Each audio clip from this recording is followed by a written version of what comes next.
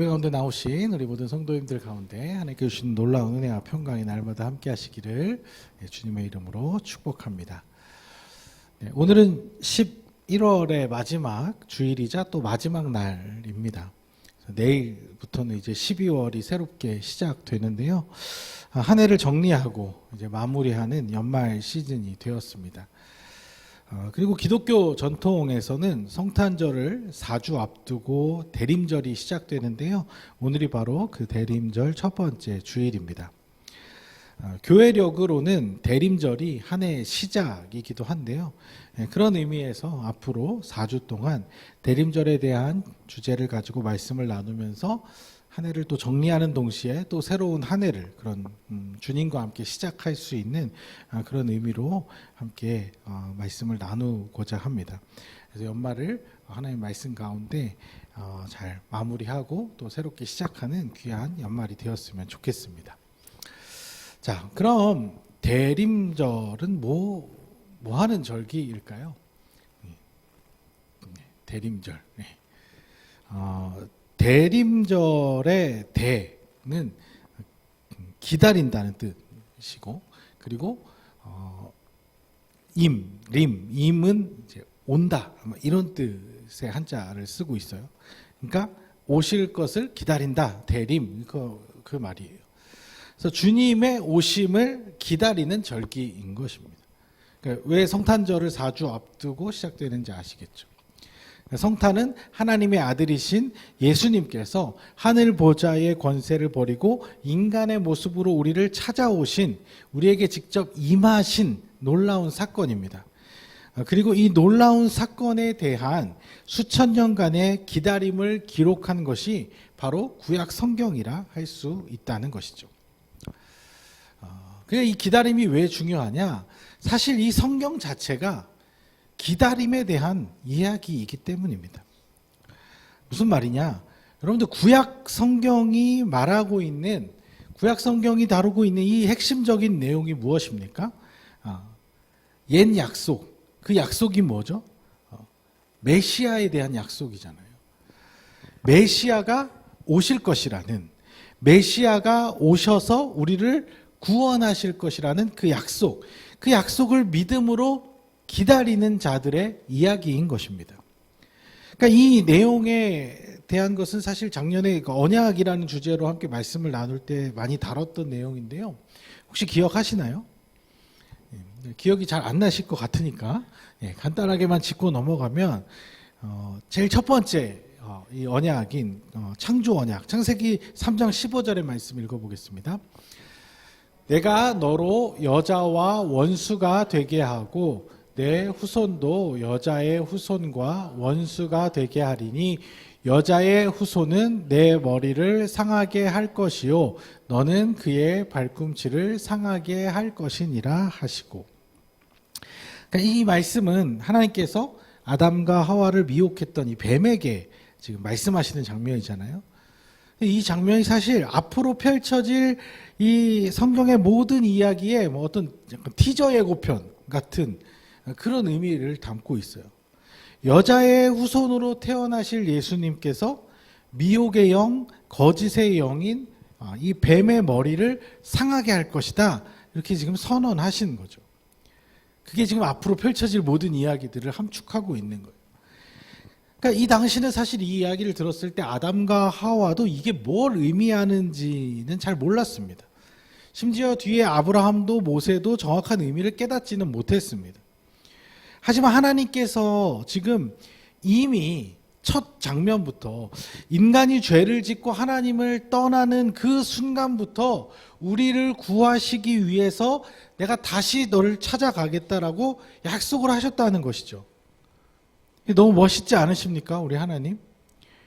아니, 우리가 죄를 짓고 지금 하나님을 배신하고 있는 상황이고 하나님 마음을 아프게 해드리고 있는, 인간이 정말 하나님 등에 칼을 꽂는 것 같은 그 순간인데 하나님 그때도 얘를 버려 말어, 얘를 살려 말어, 그냥 죽게 내비려 둬 어째, 이런 막 고민을 하시다가 에휴, 그래, 불쌍하니까 구원하자, 이런 게 아니라 처음 우리가 죄를 지었던 그 순간부터 이미 하나님께서는 우리를 되찾기 위해서 스스로 인간의 몸을 입고 여자의 후손으로 와서 죄와 거짓의 영, 지금 너희를 미혹해서 죄를 짓게 한 그 죄와 거짓의 영을 무너뜨릴 것이라고 아주 확실하게 이미 얘기하고 있었다는 것입니다.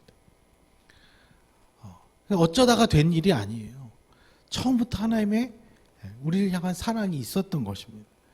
그러니까 구약 성경의 내용은 그럼 이 말씀, 이 약속이 어떻게 이루어질 것인가를 기다리는 이야기라는 거예요. 인간의 입장에서 보면 언제 하나님 우리를 구하러 오실지를 기다리고 있는, 그것이 바로 메시아 사상인 거예요. 메시아를 기다리는, 우리를 구하러 메시아가 오실 것이다. 그런데 문제는 시대마다 상당한 오해들이 있었다는 것입니다. 그래서 그 뒤에 우리가 여러 언약, 아브라함 언약, 모세 언약, 다윗 언약 다 다뤄봤지만, 아브라함 언약은 그냥 그들의 민족이 큰 민족을 이룰 것이다, 이 정도로. 또 모세 언약은 우리가 이 애굽의 지배를 벗어나서 적과 꿀이 흐르는 저 가나안 땅에 들어가게 될 것이다, 그래서 거기서 독립할 것이다, 요 정도로. 그리고 다윗 언약은 통일 이스라엘 왕국이 아주 강력한 나라가 되어서 온 세상을 지배하고 통치할 것이다, 요 정도. 그 이사야와 예레미야 시대, 예언자 시대에는 그들이 다시 지금 포로로 잡혀가서 망했잖아요. 이스라엘이 완전히 망하고 나서 다시 이스라엘이 회복될 것이다, 다시 자유를 쟁취하고 그 과거의 다윗의 영광을 회복할 것이다, 요 정도로 그저 그들의 눈앞에 있는 그 상황들과 민족적인 그런 상황들에만 빠져서 이 하나님의 놀라운 약속과 역사를 굉장히 축소시켜서 이해하고 있었다는 것입니다. 그것이 신약시대로 넘어와서도 마찬가지로 그저 이 로마 제국으로부터 독립하는 거, 더 나아가서 이스라엘이 이제 로마보다 더 큰 제국을 만들어가는 거, 메시아가 오시면, 우리가 지금은 이렇게 로마의 압제 가운데 힘들게 살아가지만 메시아가 오시기만 하면 우리 이스라엘이 이렇게 위대한 나라가 될 것이다, 하나님 나라를 그렇게 이뤄갈 것이다, 이런 착각을 했던 것이죠. 이런 착각이 있었기 때문에 진짜 메시아인 예수님이 오셨음에도 그분이 메시아인지를 알아차리지 못하고 받아들이지를 못했던 것이죠. 왜냐하면 그들이 꿈꾸던, 그들이 생각했던 메시아의 모습이 아니었기 때문에, 그들이 그동안 그 하나님의 약속을 잘못된 소망을 가지고 헛된 것을 기다렸기 때문에 진짜가 나타났음에도 불구하고 수천 년의 역사 동안 자기들이 기다려왔던 그 메시아가 왔는데도 왔는지 안 왔는지도 모르고 그냥 넘어가 버린 것이죠. 물론 사마리아 여인과 같이 그 정말 예수님과 짧은 만남, 그 짧은 대화 가운데서도 알아차린 사람들이 있긴 있었어요. 요한복음 4장 25절과 26절을 보면 이 사마리아 여인이 이렇게 막 대화를 하다가 메시아가 오면, 메시아 곧 그리스도라는 이가 오실 건데 그가 오시면 모든 걸 다 알게 해주실 거예요. 그러니까 예수님이 내가 그야, 내가 그 메시아야, 이렇게 말씀을 해주신 거예요.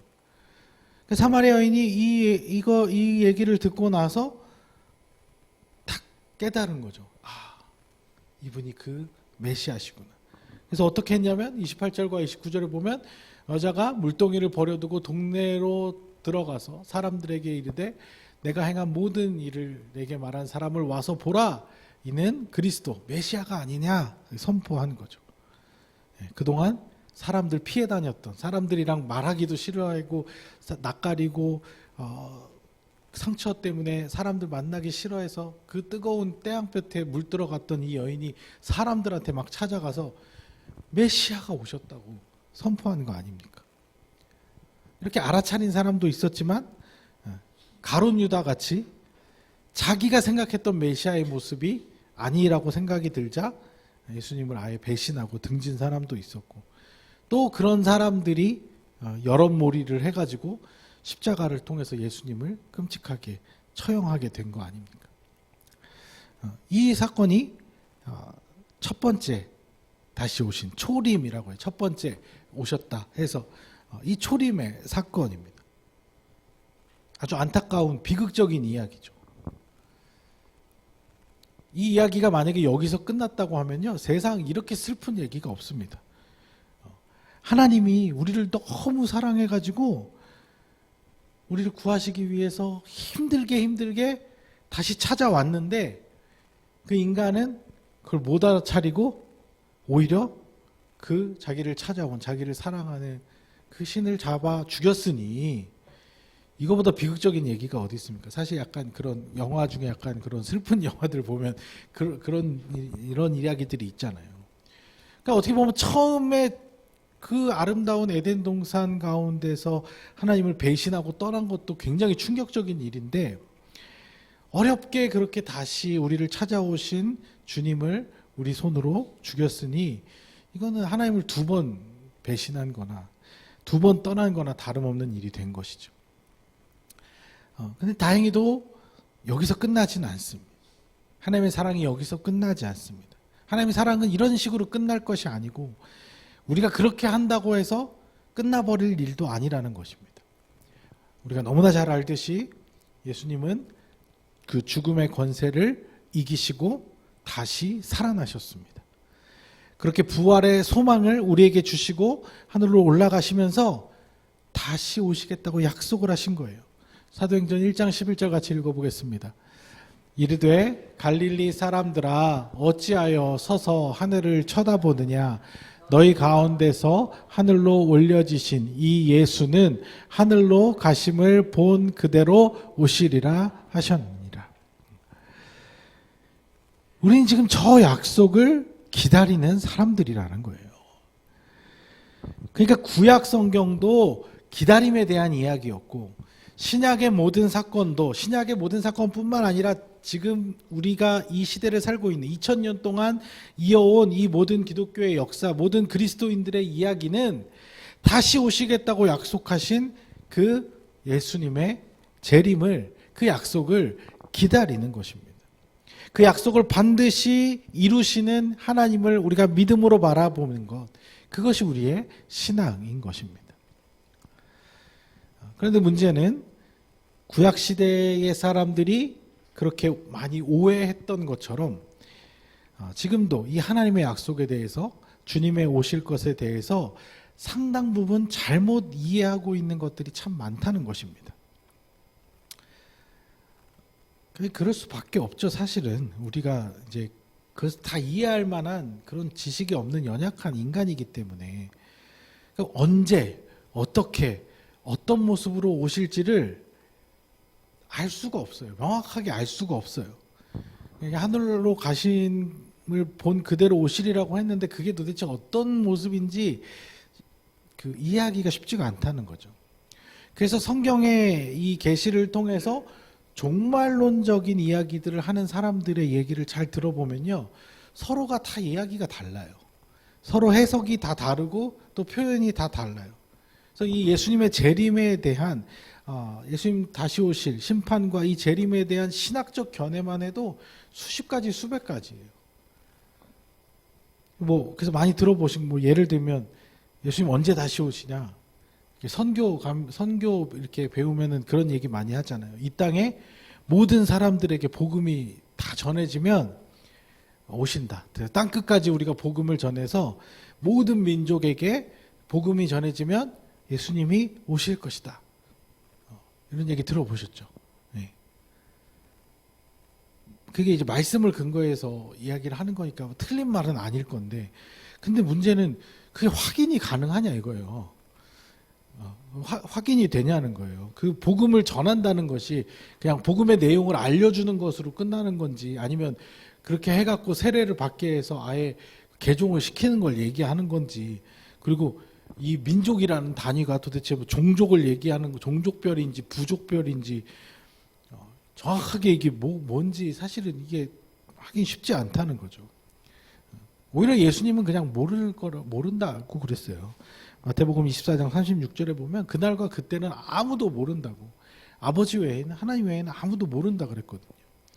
근데 이제 그거에 대해서 언제일까 막 생각하다 보면 별의별 이야기들이 다 나오게 되는 거죠.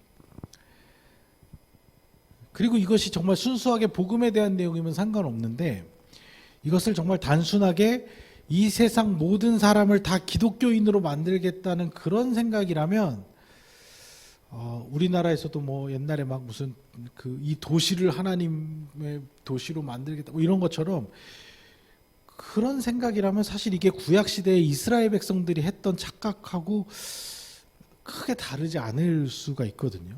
온 유대인이 다스리는 나라를 온 세상으로 지배하겠다라는 거랑 기독교로 온 세상을 지배하겠다라는 거랑 이게 약간 비슷한 맥락이 있을 수 있거든요. 그리고 또 여러분들 뭐 특히 이제 이런 재림에 대한 신앙, 종말론, 심판, 세상 끝날 막 이런 이미지들을 막 얘기를 듣다 보면 괜히 두려운 느낌이 들고 막 뭔가 사생 결단해야 같은 막 절연한 느낌이 들고, 그러니까 심지어는 예수님을 믿는 사람들 중에서도, 교회를 다니는 사람들 중에서도 예수님 오실 것에 대한 얘기를 하면 좀 당장 오시면 좀 곤란할 것 같은데, 좀 당황스러울 것 같은데, 너무 빨리 오시면 안 될 것 같은데, 나 죽기 전까지 안 오시면 안 되나? 약간 이런 생각까지도 굉장히 잘못된 오해들을 낳고 있다는 것이죠. 우리 사랑하는 성도님들, 주님의 오심을 기다리고 계십니까? 간절히 기다리고 계십니까? 어떤 식으로 기다리고 계십니까? 주님의 다시 오심이라는 것은 도대체 우리에게 어떤 의미이고 우리의 삶에 어떤 영향력을 주는 것입니까? 우리는 그 기다림의 의미에 대해서 말씀을 통해서 깊이 하나님의 뜻을 묵상하고 바르게 이해할 필요가 있습니다. 왜냐하면 아까도 말씀드렸지만 이런 식으로 이 성경의 의미들을 세상에서는 많이 변질시켜 놓고 왜곡시켜 놓은 것들이 너무 많기 때문입니다. 이 재림에 대해서도 마찬가지지만 첫 번째 예수님 오셨던 이 초림, 성탄에 대해서도 너무 많이 의미를 변질시켜 놨어요. 그래서 우리가 성탄을 기다린다, 이제 대림절이라고 해서 성탄 4주 앞두고 성탄을 기다린다고 하는데, 사람들은 그 하나님의 사랑을 묵상하고 이런 것들보다는 그냥 우리들만의 잔치, 페스티벌 이렇게 그냥 만들어 버리려고 합니다. 그래서 우리끼리 막 즐기고 노는 날, 예수님을 기다리는, 하나님의 임재를 기다리는 게 아니라 산타와 루돌프를 기다리는 날, 선물을 기다리는 날, 어린 아이들 다 이번 성탄절에 뭘 받을까, 닌텐도를 받을까, 아이폰을 받을까, 이런 생각이나 그런 기대를 하고 있어요. 그래서 서로 선물 주고받고, 좋아하는 사람이 있으면, 청년들은 막 좀 썸 타는 사람이, 좋아하는 사람이 있으면 언제 이제 막 크리스마스 분위기 타갖고 막 고백하겠다고. 이게 지금 예수님하고 무슨 상관입니까 도대체? 이런 말도 안 되는 일들을 하고 있는 거죠. 연말에 보니까 뭐 가수란 가수들은 죄다 콘서트를 하는 것 같아요. 연말에 공연이 얼마나 많은지. 24일 날은 공연장이 아마 24일, 25일은 빈 데가 없을 거예요. 또 빵집 사장님들 대목이죠.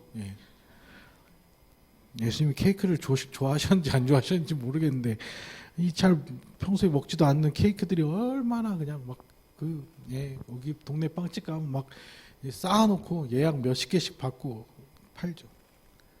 더 아이러니하고 슬픈 현상은 빵집 사장님들만 대목이 아니라 모텔집 사장님들도 대목이라는 거예요. 예수님 보여주신 사랑이 그 사랑이 아닌데. 그리고 교회도 그런 분위기에 동조해가지고 막 연말 축하 공연하느라 정신없고 분주하고, 예수님 무슨 저런 그냥 생일 잔치 정도로 생각해갖고, 요즘 저런 게 유행이래요. 그 생일 카페가. 예수님 생일 카페를 또 막 해요. 근데 원래 되게 재밌는 건 뭐냐면, 원래 생일 카페라는 게 주인공은 안 오는 거래요. 연예인들 생일 되면은 그 팬들이 어디 카페나 어디 이제 큰데 빌려가지고 자기들 팬들끼리 모여가지고 막 자기들끼리 잔치하는 거예요. 그 연예인은 안 와요. 자기들끼리 모여서 노는 거죠. 웃기잖아요. 주인공 없는 잔치. 예수님이 그런 걸 원하실까요? 예수님은 우리를 한 번이라도 더 만나고 싶어 하시는데, 어떻게든 우리를 찾아와 오셔가지고 우리와 함께하고 싶어 하시는데, 우리는 그 예수님에 대한 그 임재와 예수님이 나와 함께 하시는 거, 이런 것들에 대한 깊은 묵상보다는 그런 것들은 다 놓치고 그냥 이 분위기에만 취해 있으니 얼마나 안타까운 일입니까? 우리는 예수님을 그런 식으로 기다려서는 안 됩니다. 그냥 분위기에 취해서 좋다 끝내서는 안 된다는 것이죠. 정말 예수님이 다시 오실 그날을 고대하면서, 그리워하면서 기대와 설렘을 가지고 기다려야 한다는 것이죠. 예수님, 마음에 아련한 그 마음을 가지고. 여러분도 혹시 오빠 생각이라는 동요 기억하십니까? 굉장히 이제 눈물 버튼을 자극하는 이제 서정적인 노래 동요인데요. 이 노래 후렴 부분 가사 잘 아시죠? 네. 우리 오빠 말 타고 서울 가시면 비단구두 사가지고 오신다더니. 네. 이 노래의 이 여동생은요, 서울로 간 오빠에 대한 그 그리움 속에서도 오빠가 언젠가는 다시 돌아올 것이라는 그 이미지를 계속 상상하면서 그 손에 비단구두를 들고 다시 돌아올 그 오빠를 생각하면서 꿈꾸고 기대하면서 소망하는 거예요. 여러분들, 적어도 우리가 예수님에 대한 소망을 가질 때 이런 이 소녀의 감성을 가지고 정말 예수님 다시 오실 그날 기대와 그 벅찬 마음을 가지고 비단 구두를 기다리는 게 아니라 오빠를 기다리는 거죠. 그렇죠? 네. 그래서 예수님이 나한테 뭔 선물을 갖다 줄까가 아니라 그냥 예수님 자체가 너무 보고 싶고 너무 그립고 너무 기다려지고 만나보고 싶고 그런 감정. 예수님을 다시 만날 수만 있다면 그때는 우리의 모든 아픔, 지금 현실을 겪고 있는 모든 슬픔과 눈물이 다 사라지고 모든 후회와 한숨, 억울함과 속상함이 다 풀어질 텐데, 예수님만 다시 오시면 우리가 꿈꾸고 소망하던 모든 일들이 눈앞에서 펼쳐질 텐데, 가장 행복하고 가장 즐겁고 기쁜 일들이 벌어질 텐데, 이런 기대와 소망을 포기하지 않고 예수님을 기다리고 있냐는 거죠. 그런 그리움과 설렘이 우리에게 있냐는 거죠. 현실은 오빠가 없어서 너무 슬픈데, 오빠가 없어서 너무 서러운데, 그럼에도 다시 돌아올 오빠에 대한 그런 소망을 가지고 기다리는 이런 마음. 근데 정말 안타깝고 슬픈 사실은요, 이 노래의 오빠는요, 돌아올 수 없는 오빠예요. 이 시가 처음 세상에 알려진 게 1925년인데요. 원작자인 이 최순애 씨는 당시 17살에 어린이라는 잡지에 이 시를 발표를 했어요.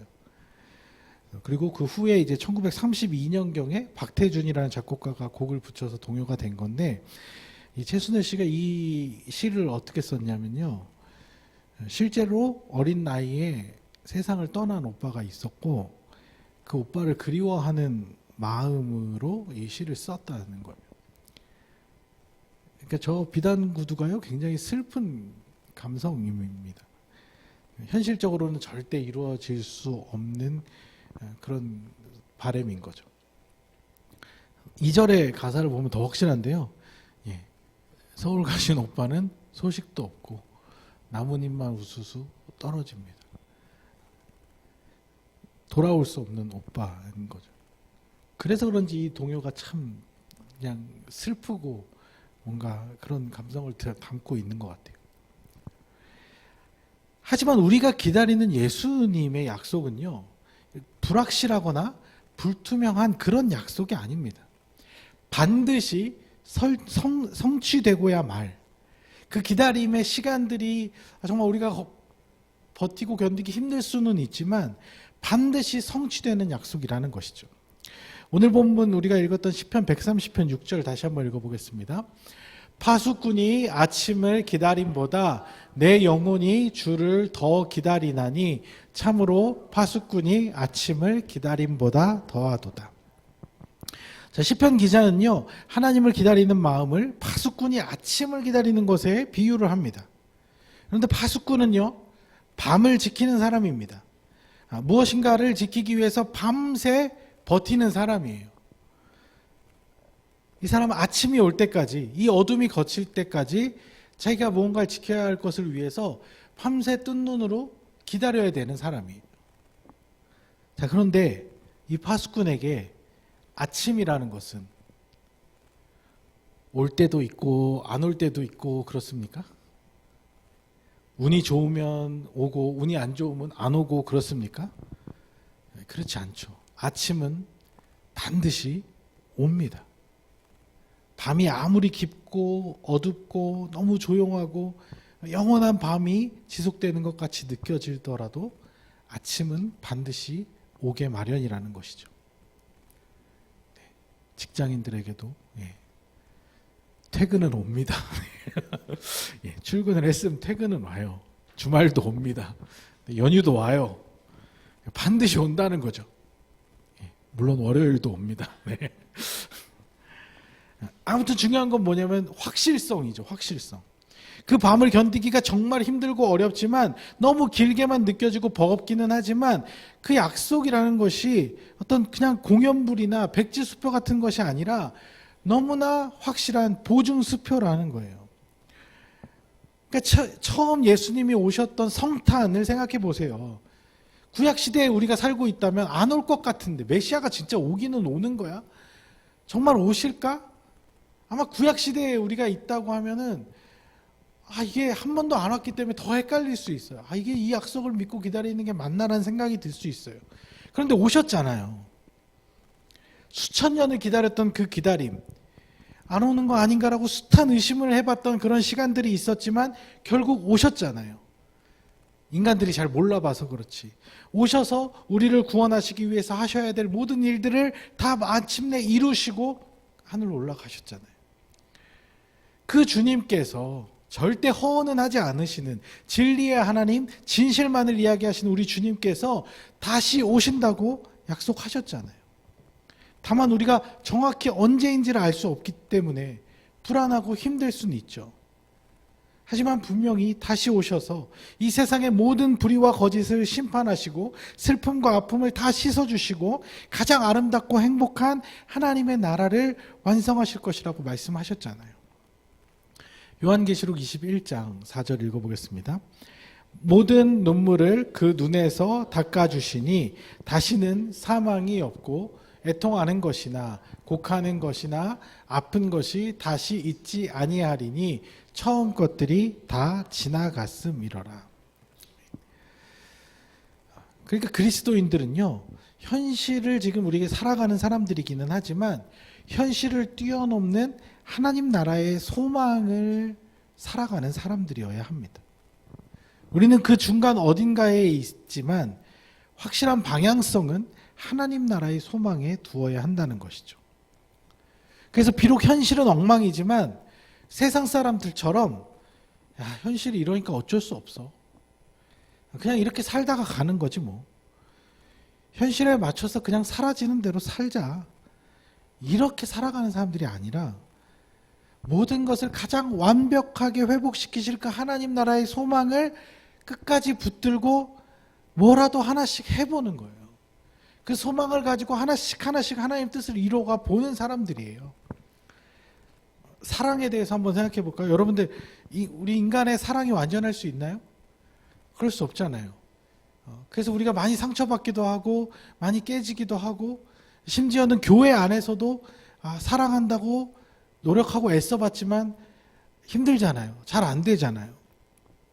괜히 사랑한답시고 나섰다가 상처만 주고 아픔만 주고 나도 상처받고, 그러니까 우리는 어쩔 수 없어. 사랑하지 말고 살자. 상처받기도 힘들고 상처 주는 것도 속상하고 뭘 사랑이야. 이런 태도가 아니라는 거죠. 현실은 비록 우리가 깨어진 사랑을 할 수밖에 없는 그런 존재이지만 하나님께서 사랑이 모든 것을 온전케 하신다고 하셨으니까 한번 뭐라도 해보자. 소망을 가지고 예수님 다시 오실 그날까지 예수님 말씀하신 대로 최대한 사랑하면서 살아보자. 하나님 도와주실 거야. 그러다 실패하더라도 아무것도 안 한 것보다는 나을 수 있으니까 오늘 하루 한번 사랑하며 살아보자. 말씀대로 살아보자. 하나님 기뻐하시는 대로 한번 살아보자. 이런 마음가짐을 가지고 예수님을 기다리는 삶, 그것을 이 땅에 살아가면서 예수님을 기다리는 삶, 그것이 진정한 소망의 삶이라는 것이죠. 사실 우리 기독교인들도 그리스도인들도 이 현실의 벽에 부딪혀서 처음에 막 신앙 가졌을 때 막 믿음대로 한번 살아보면 뭐가 될 것 같고 세상이 변하고 내 가정이 변하고 내 삶이 완전히 막 변할 것 같았는데 오래 신앙생활 하다 보니까 참 우리의 연약함 때문에 안 되는 일들이 참 많고 그러다 보니까 우리도 이 소망을 많이 잃어버렸어요. 그래서 그냥 적당히 뭐 하는 데까지 해보고 예수님 다시 언젠간 오시겠지. 천국 갈 때까지 그냥 이렇게 살면 되지. 이런 마음들이 있을 수가 있어요. 그게 아니라 정말 하나님 도와주시고 나를 통해서 이 땅 가운데 하나님 나라를 세워가실 거라는 그 소망을 가지고 뭐라도 해보는 거죠. 제가 이렇게 절기를 그렇게 강조하는 사람은 아닌데 이제 그런 이유는 사실은 이 절기도 이렇게 사람들한테 어떤 보여지는 그런 이벤트 같이 되는 그런 위험성이 있어서 그렇습니다. 근데 그 절기에 대한 유익도 분명히 있어요. 뭐냐면 성경 가운데서 우리가 정말 반드시 기억하고 지켜야 할 중요한 의미들을 지속적이고 반복적으로 묵상할 수 있다는 거죠. 이 성탄과 대림도 마찬가지예요. 여러분들 우리는 그동안 사실 이 절기를 그냥 이벤트로 연말에 그런 바쁜 시간들 속에서 이벤트로 지냈던 적이 참 많았던 것 같아요. 뭐 뿐만 아니라 뭐 사순절, 뭐 부활절, 고난주간 다 마찬가지죠. 근데 그런 이벤트로 그냥 지내는 것이 아니라 정말 그 의미들을 깊이 묵상한다면 분명히 우리에게 엄청나게 큰 유익이 있다는 것이죠.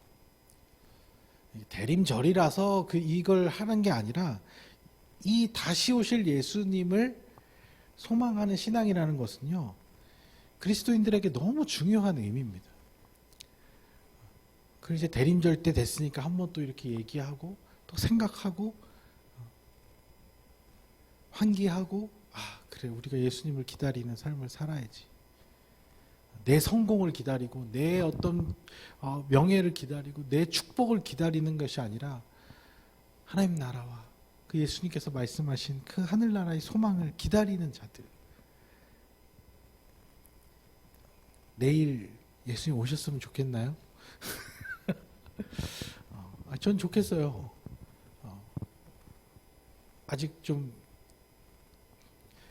준비가 안 되신 부분들이 많은가요? 준비하시면 돼요. 내일 예수님이 오셔도 부끄러울 것이 없게 준비하는 삶, 그게 기다리는 자의 삶이에요. 열처녀의 비유 다 아시잖아요. 그냥 뭐 어떻게 되겠지 이게 아니라 뭐라도 하나도 하면서 우리 집에 예수님 오늘 오신다고 하면 방 치우고 화장실 청소하고 뭐라도 하면서 어떻게든 그 예수님 맞이할 준비를 해야 될 거 아니에요. 여러분 우리 삶 속에서 예수님 맞을 준비 하고 있는가? 아니면 내 노후를 준비하고 내 훗날을 준비하고 있는가? 잘 생각해 봐야 한다는 것이죠. 바쁘고 정신없는 일상 속에서 예수님 오셔도 그만 안 오셔도 그만, 오시면 좋고 안 오시면 어쩔 수 없고 이런 태도가 아니라 당장이라도 얼른 오셨으면 좋겠다라는 그 기대와 설렘. 안 오시더라도 너무 보고 싶고 너무 그립고 너무 만나고 싶다라는 이 마음으로 예수님을 날마다 묵상하며 기다리면서 이 대림의 신앙으로 나아가시는 우리 모든 성도님들의 신앙이 되시기를 주님의 이름으로 축복합니다.